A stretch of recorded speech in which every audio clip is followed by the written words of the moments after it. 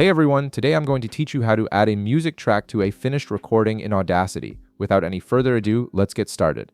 First, you'll want to open your Audacity app on your PC.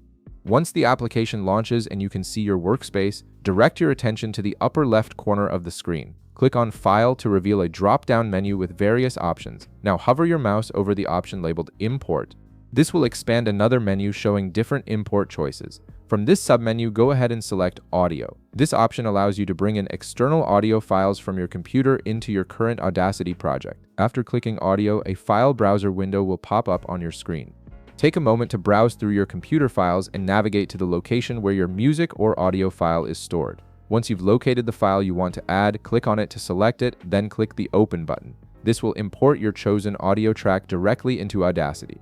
You'll notice the imported music track appears at the bottom of your workspace as a new track. Now, to better organize your project, click on the three dotted lines icon beside your audio track. This opens up a menu with various track options. From this menu, select Move Track Up.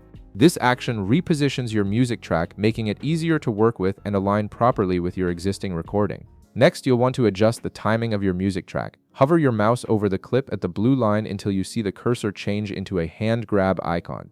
This indicates you can now move the clip. Click and hold your mouse button, then drag the clip left or right depending on where you want it positioned in relation to your main recording. Release the mouse button exactly where you want the music track to overlap with your recording.